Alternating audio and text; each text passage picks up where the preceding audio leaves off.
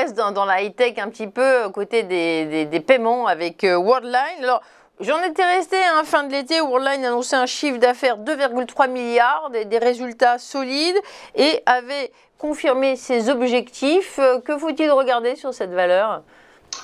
Alors, moi, je vais être clair là aussi. Le 28 juillet, donc ici même, je vous indiquais, alors que la valeur évoluait à 79 euros, alors qu'aujourd'hui elle est à 70 euros, hein, donc une baisse quand même significative, j'ai indiqué que la valeur venait de nous lancer un signal baissier malgré les excellents résultats et que la valeur pourrait se diriger vers les 70 euros, voire les 65 euros sur les prochaines semaines.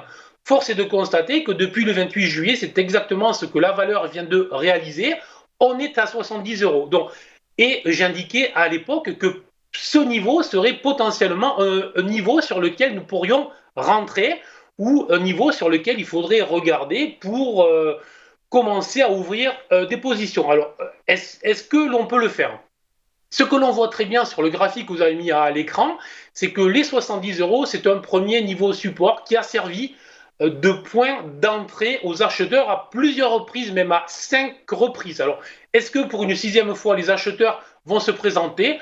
Alors, comme le titre quand même latéralise depuis maintenant plusieurs trimestres, moi je conseille de voir si les acheteurs rentrent avant de rentrer agressivement.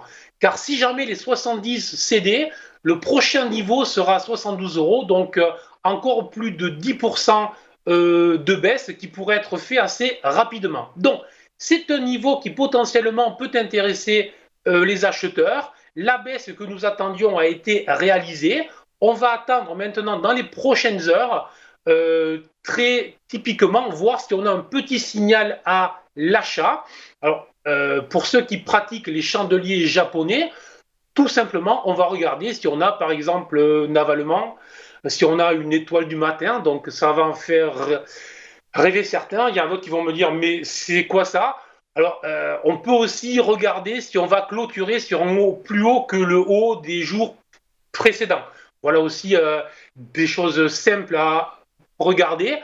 Ce qui nous intéresse, c'est voir si les acheteurs viennent rechercher ce titre. Est-ce que sur les prochains jours, sur les prochaines heures, on retrouve le titre en tête des